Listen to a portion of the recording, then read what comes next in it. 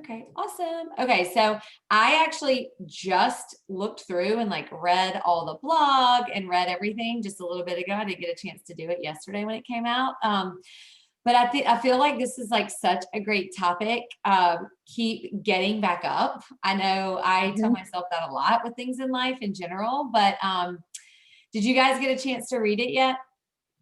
I did. Yeah. Sarah, I yeah. did Kristen, did you it. get a chance? You did too. Okay, so what did you guys think? I mean, I feel like we're halfway through, which is kind of cool, right? I love the number one thing about the accountability, like keep persisting at things, but the accountability, I was like, this is so cool. Like we've been doing this, like meeting up for 7 weeks now. I know it's Yeah, helped me stay accountable. for sure. For sure. Yeah. So I thought that was pretty cool. So did you guys the second thing it said was write a letter to yourself. Like did you I have not done that yet. Did you guys get a chance to do that? Mostly, yeah. I just put notes down. Yeah. But I was thinking about it I do long runs on Saturdays.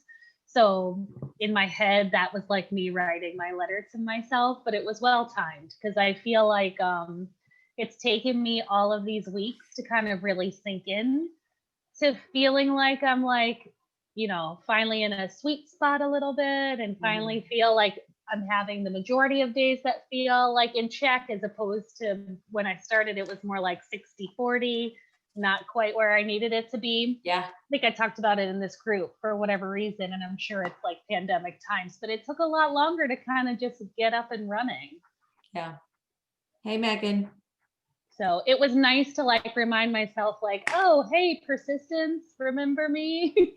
Like, remember when you were in this spot? Like, I think about like where I was a year ago and the things that were hard for me and how I pushed through the hard then compared to what hard feels like now. But it was a nice reminder that like nothing's changed with persistence. You just have to like welcome it and embrace it and just let it help move you along. Yeah. Oh, I totally agree. You're right. Like I love what you just said. What hard felt like a year ago versus now, right? Mm-hmm. Like our mindset. I mean, we've totally had to pivot as far as a mindset shift goes, right? Yeah. Can you imagine if we were to have told ourselves a year ago that this would be the world now? Yeah. None of us would have believed ourselves. We'd be like, "You're lying." Yeah. I mean, I feel like last year we were literally, every weekend was spent inside like some sort of indoor bounce house for a birthday party, like mass gatherings, high celebration. My son was like starting preschool. So we were doing all the first thing school stuff with just like crowds of people, holiday travel, just the sheer volume of other people in life looks so different now because it's just us. I was just sharing that with a message, like a group message with my family. It's like Sunday dinners, it's like I can't wait till that expands back to including other people again. It feels hard. Mm-hmm. Mm-hmm. Kristen or Megan, did you get a chance to write yourself a letter yet from your No. persistence? I haven't Not either yet. yet, but It's cold and snowing here. So yeah. But I do think that it's good. I mean, you're right. We can definitely probably like write it in our head. It's probably, if we think about it, it's probably something that we could write a different letter every day this week in our head, Yeah. with just certain things. I loved the third thing on the email with the holidays are here and just like the very specific things. I know 2 weeks ago we were talking a little bit about like sometimes I know Sarah and you and I felt pretty strong about that. Sometimes we didn't feel like everything in the last 90 days always pertained to us just because Mhm. maybe where we were like in our mindset. I'm sure a lot of people probably feel that way, but I know you and I were pretty vocal about it. But I really did like love these 5 ways to really, I just think they're great reminders. We can talk about each one if you guys want to. It says, here are 5 ways to persist through the holidays. And the first one is indulge mindfully. And really is talking about like our diet. And, once Halloween comes, we are like, we throw, we're like January to August 28th, we're like really good. And then August 28th to like January 1st, we like are terrible with like our diet and really just being intentional about how we fuel our bodies. And I thought that's just such a practical tip that regardless of where you are with your health and your lifestyle with your health, like we all can improve on that. Mhm. What do you guys think? Like, is that something that is easy for y'all during this time of year? Is it different? Do y'all? Yeah. I love eating. I love eating. I mean, on holidays this year, I'd plan on like trying to be really good for all my other meals until Yeah. like, I mean, I'm not going to go, completely and eat like 10 plates of food, but like, I'm going to enjoy myself Yeah. at my like Yeah. Thanksgiving versus. Well, I like tell myself Thanksgiving is just a day. So like one of the things I'm trying to commit to is not repeating Thanksgiving then Friday, Saturday, and Sunday, which is like my historical way of rolling into that weekend with, early bird shopping, like full fat latte at 4 a.m., standing in line in Target with my neighbor, something like that. So the pandemic kind of helps in a way, right? Because I feel, at least for me in New York, like I won't be Black Friday It'll all be shopping. closed. So you won't Yeah, see it. exactly. Yeah. So that's one of the things I thought about is like giving myself permission to eat all the delicious things the day of, but remind myself like Thursday is Thanksgiving, not Friday, Saturday, and Sunday. It's a good way to look at it. Don't overcook too much food, right? Yeah. So, And I try to, because I'm a runner, so I also try to commit to, running each of those days. Normally I wouldn't run consecutively like too many miles in a row, but like this year in my head, I'm like, all right, I'm going to run 10K every day, like Thursday through Sunday, just to help give my mind and my body some kind of balance so that if I'm a little off the wagon, I've got, something to kind of pull me back. that's a great Because idea. it's no fun running on copious amounts of like buttery food and tons of full fat foods. It doesn't feel Well, good. even just I think doing it like that morning, like if, Yes. like if you run in the morning, like keeping your routine, whether you work out Yes. or run, Yep. don't be like, oh, it's the holiday, I don't have to do it today, kind of a So thing. true. Yeah. That's awesome. Yeah, I think it's this year we're actually celebrating Thanksgiving this Thursday because my husband is going to be gone, and because of what he's traveling coming back, like he's going to get a COVID test, but being around my parents who are in their 70s, they just don't feel comfortable. So it's going to be different. We're going to be just like not around our family on Thanksgiving, even though they live like 3 miles down the road. It's going to be sort of weird, but yeah, but we are going to celebrate. We're actually going to celebrate this Thursday. So I'll have to make sure I don't carry it on for a week. Like no leftovers. We're not taking leftovers home. Okay. So the second one is staying present. We rush around to do so many different things and like really taking the tiny moments that we have. I actually think that may be easier for us this year, you guys. I just think that, I feel like we're not going to be as hustle and bustle. A lot of people who are used to traveling or having people travel to them, you're not going to either have as many people or not doing it at all. So I sort of felt like number 2 with being present is going to be a little easier. What do you guys think? Yeah. I think so. Yeah. I was thinking about that today. This was our first weekend without sports. Fall sports ended for the kids. So it was the first Sunday in a long time where it's not like I was able to grocery shop on Friday. There were no practices, no games. There really was nothing other than like our normal like Sunday dinner stuff. So recognizing like how much more time we have too, which is kind of nice, does sort of lend itself to just being there. So you're not feeling so rushed to like cook things right away or wedded to like a specific time. In my head, I'm just like, it's ready when it's ready. We eat when we eat. So because you're not waiting for somebody or somebody else expecting like you to have things at a certain time, which is nice. That part's nice. So true. Yeah. So one of the things I thought about when I read this, and this may be just in my home, but it is like intense in my home when it comes to devices, specifically with my 12-year-old daughter. I have hers right now because it's been taken away so many times. Because, we don't, it's different when we're in COVID. It's like the way that they communicate, right, with their friends and socialize. And she's homeschooled, not going to school. So, but when I was reading this too, like staying present, there's 2 different really types of present. presence, like the physical, Mhm. and then the actual like emotional and mental, and like, off of devices, like those sort of things. Cause you can physically be there and everybody be like on their devices. And some people may think that like, well, we're in the room together, we're hanging out. But then it's like the fit, it's not just the physical, it's the presence of, okay, we're off of electronics. You're just really like that presence of it. So I think that, I know for us, like we're going to make sure that we're really mindful of that, especially going into the winter when I feel like we may be on a little bit more lockdown than we have been during the summertime. So I Mhm. don't know if y'all thought about that, but that was definitely something I thought about with my personal family. Yeah. Definitely. I mean, I know when we go to Thanksgiving, like my dad is super anti-phone everything. Like we have a basket and he makes everybody put their phones in. Does he? Unless, yeah, even kids, everything, because he gets so angry. Because he's like, you're here to be with the family, not. Or even like the kids though, because like I know my one friend's daughter, she does school from the computer. And they have like, I guess like a chat or something in the Zoom that the kids can like hang out on in their breaks to like talk to their classmates or something. And you don't even see them. Like she used to come out and like see us and like socialize, and now you don't even, like, she doesn't leave the office at all. Like they're just stuck on the computer, and I'm like, oh wow, that's not good. I know. And they don't even make them do gym class or anything. Like, it's kind of crazy. Yeah, it is different. It's different. It's like none of us have any experience in parenting through that. So it's I feel like But it's week by week.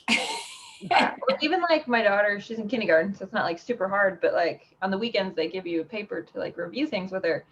And now I'm like, I don't want to review it. Like I taught you it all week. Like I'm already the teacher. I don't do it You're like, we're again. done. I got this. Exactly. But yeah, it's hard. Yeah.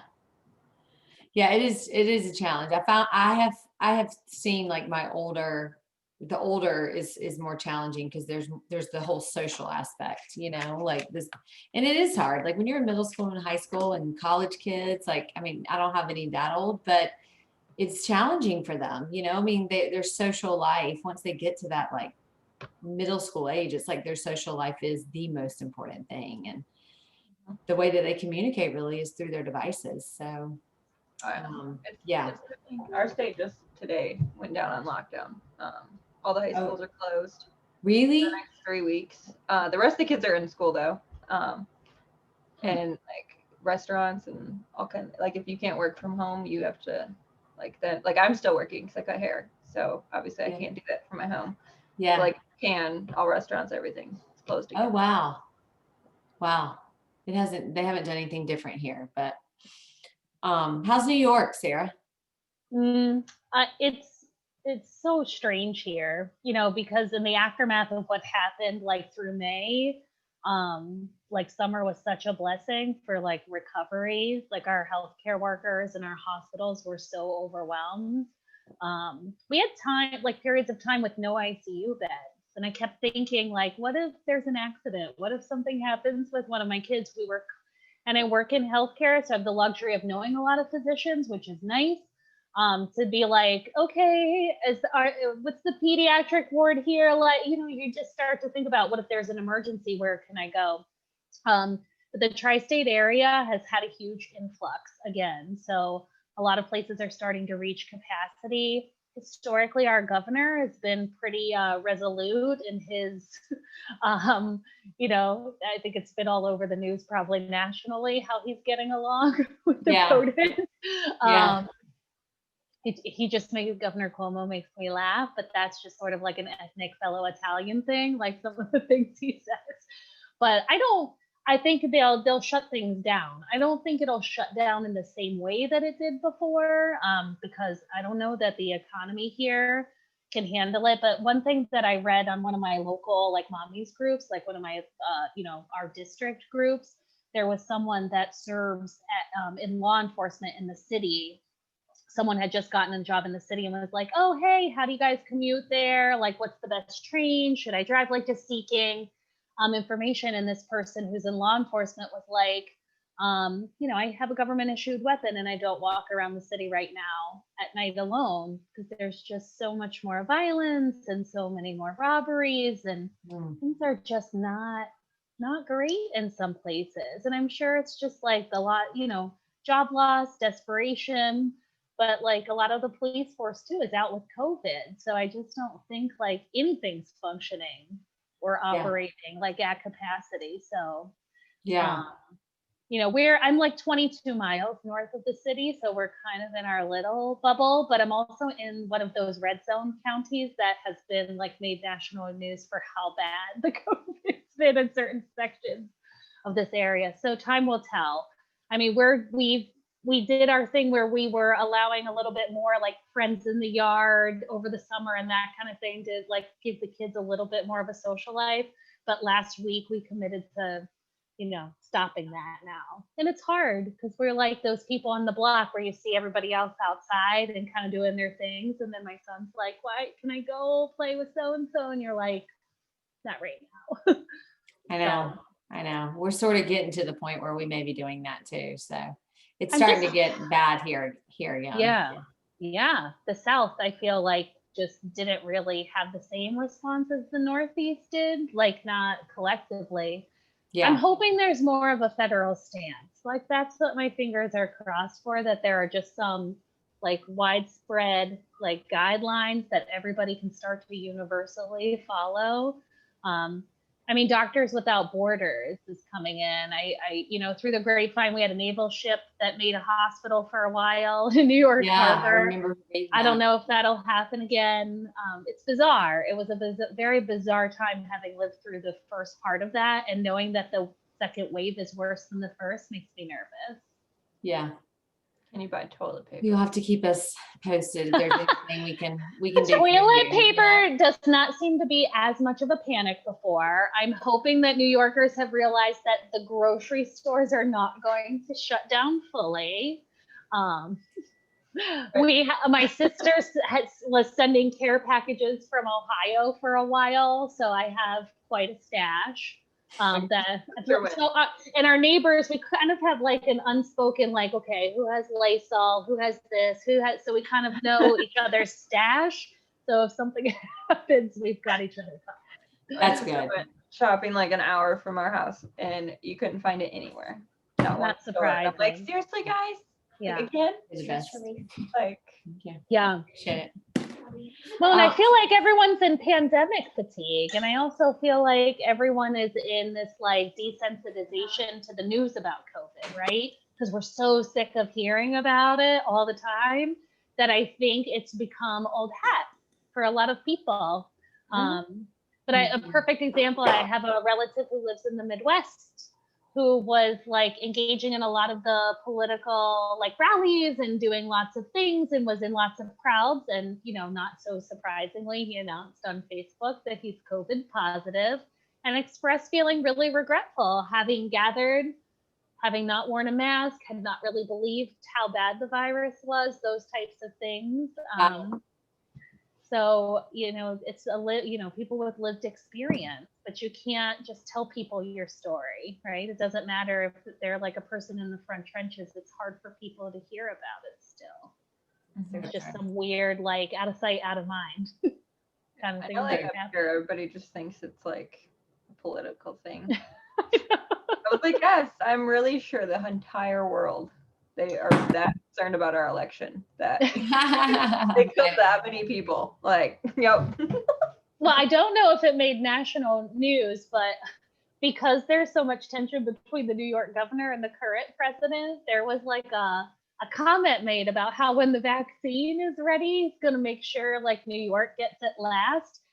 And it's funny because the vaccine is literally made about 5 miles down the street from my house. Pfizer is in Pearl River, New York. Oh my gosh. So we joke, we're like, we'll just walk over to Pfizer, we'll get our vaccine, and we'll all be fine.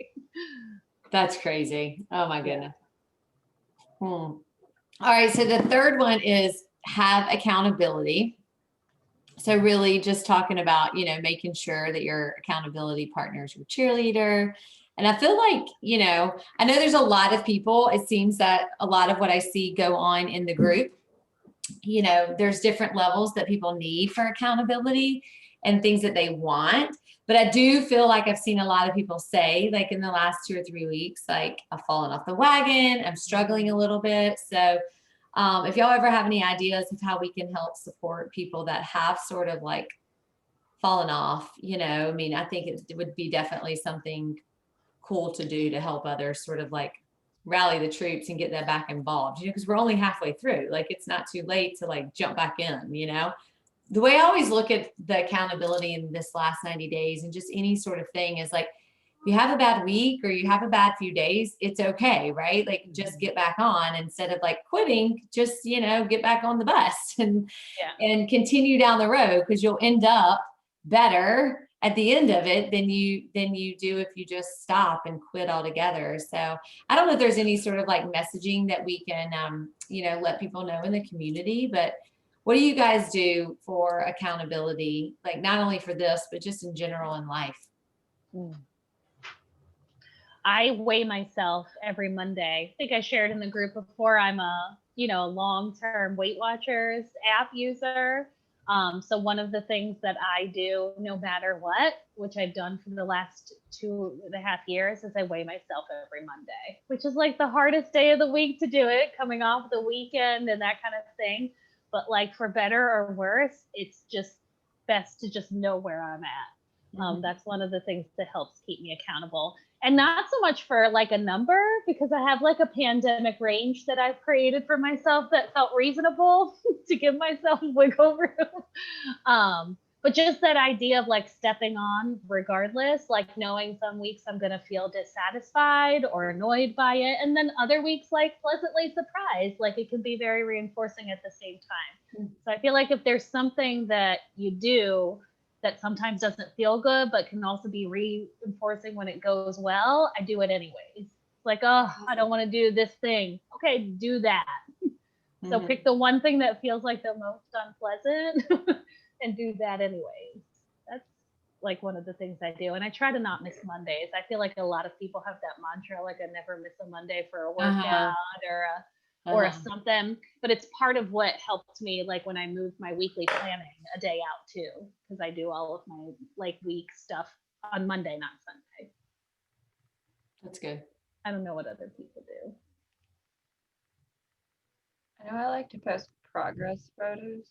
I mean, it sounds like, I don't know, I guess being vulnerable to social media makes me stay more accountable, because I think people are just like watching me. They're like, oh, I like that. I do like that too. Not that I like to pose in my like, small work out clothes or bathing suits or whatever, but it makes me even like just like a couple week difference, like especially I think with like the holidays coming up, that you have that accomplishment feeling, like I didn't gain 80 pounds today. Yeah. Well, and I also feel like like written messages to people in the chat are really nice to see, or when people share like quotes and other things, I like that. But I wonder if we share more like little video clips, right, where we say the mantra, like, but us saying it, or like a little recording to like drop a little video in the group and be like, this is what I struggled with this week, and this is how I got back up again. And so sometimes I do think like sharing it, like, taped or whatever, is helpful, because then it's like a real human saying it out loud and not just words on a page. Yeah, that's a great idea. We should do that. We should do that this week. Try to share something. Whether it's like a win or a lose. Yeah. Right. Yeah. A vulnerability or something, some way we applied, Like some type of check-in, I feel like, is always good. Like, even if it's at the masses, like, what's one great thing you did this week? Or yeah, I like that. I would be willing to commit to that if other people are. Okay. Well, because it's a group like page, so can't you you can schedule it, I believe. Well, now you're just getting too fancy for me, Megan. I'm like a dinosaur. Well, no, there's like, I think you have to be like an admin or something, but you can pick like 6 days. Like if you want to post every Wednesday, you can do that a month ahead of time. So it's not like like work. like you're not made like every day at Wednesday at 3:00 in the morning. You're like, oh, okay. Yeah. Ahead of time. So yeah. Well, let's do that this week. Let's at least like post something. If you have time to make a video, do that. That would be fun. Oh, I was going to Zoom this in live. Crap, I forgot. I just realized that. I was like, oh my God, everybody said they wanted it live and I forgot. Oh, well, I don't even remind me know. next week. Okay. Remind me next week. 4 is set boundaries. To set boundaries for the season, you need to know what your values are. Pick 2 to 3. Um, I will say, like, I didn't know anything about how to create boundaries a few years ago. Now I feel like I'm a freaking boss at boundaries. Sometimes my boundaries may be a little too much, may have too many, but it feels good to be in control of like saying yes and no. And so I don't know. Do you guys struggle with boundaries, or y'all pretty good at this? I think it depends on with who. Like I Yeah. have a really close friend, and when we worked together, we were like best friends. And now that like she's home and I'm still working, and I don't know, like I feel like she wants to have like the Rachel Hollis like positiveness, but yeah, she doesn't. So I have to like watch how much I let her influence my feelings, I guess, or my bubble, you would say, Yeah. because Good for she's you just though. negativeness. So it's hard to find that balance, but I'm working on it Yeah. without hurting her feelings. Like it sounds bad, but they don't understand sometimes. No, and people can often mistake boundaries for being unkind or to be selfish or to be some kind of way. And it's not about that at all. It's just about taking care of yourself. One of the boundaries that I feel like I've gotten really good with is like my willingness to walk away when my kids are crazy. So I'm that lady at like 7:30 p.m. when my kids get a little squirrely for outside and somebody's like, let's have marshmallows and make s'mores. And I'm like, we're out. Like that, like my boundary is like, once they're done, I'm done. I'm walking away. Like I've committed to it because no one has to live my life the next day with the children who haven't slept. That was hard for me when I first had kids because I had FOMO, right? It's especially if like you have a little one and other people don't have kids the same age, or maybe they're already through it, so they're like, oh, you'll live through it. But Megan, I have a kindergartner too, and a 3-year-old, so I'm in that phase where it's touch and go. My kids are identical to yours. Okay, yeah. So, 5-year-old. sometimes it's a win and we can do it, other times. So I feel like boundaries around that and COVID. I mean, that's the other thing. Like, I have certain family members who have wanted to come, and it's like, well, all you have to do are these things, and then we will welcome you into our house. And if and it took one of my family members like 4 months to have willingness to do that, which was literally like, just a week quarantine, get a COVID test, and then so we can all feel good about being around each other. And there just wasn't willingness for the longest time until it got so uncomfortable not seeing us that they finally like gave in. But it felt good to keep the boundary because it kept us healthy and safe. Mm-hmm. So true. So true. And I do feel like sometimes when you are connected with people who don't have boundaries, or just sometimes it's just education, they're just not simply aware of it.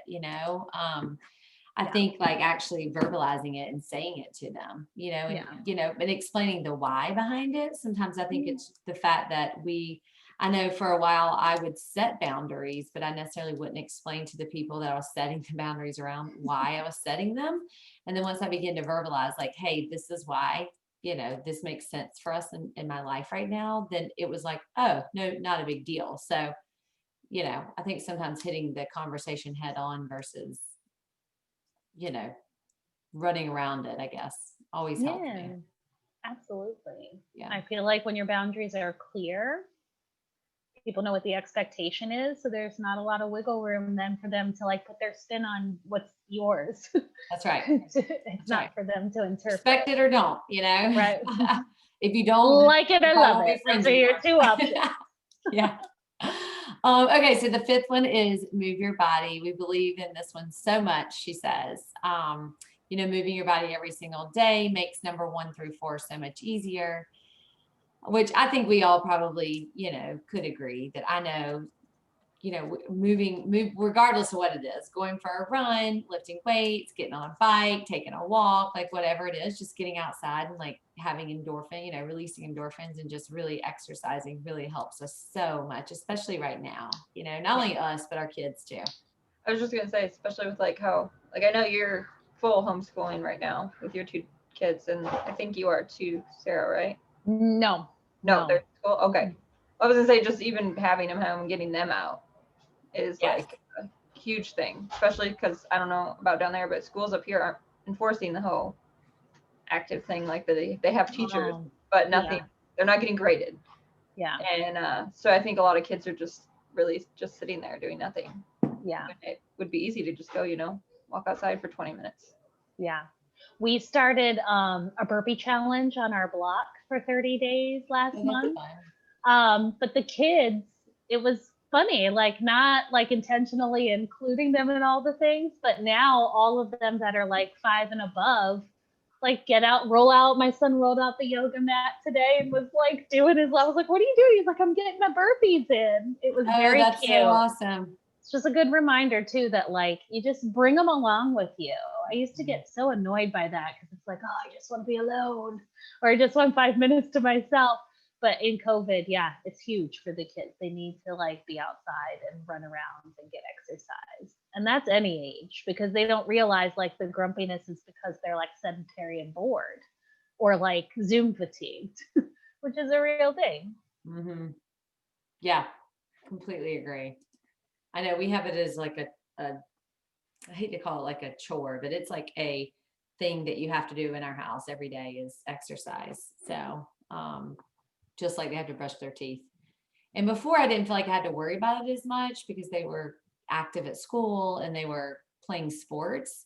We actually are having sports here, but it's not as many. They're not playing as many. We're being a little bit more careful what they are allowed to play. And so I do feel like they have to really be very persistent about it, So well, good. Well, I actually really enjoyed this week. So I look forward to next week. We'll be on the other side of the halfway point, right? Which is kind of crazy. So I hope you guys have a good week. Anybody have anything else y'all want to chat about before we hop off? Nope. All right. Well, I'll see you guys inside the group, or we'll chat this week for sure. And we'll see you next Sunday. Sounds good. Okay. Bye, everyone. Bye.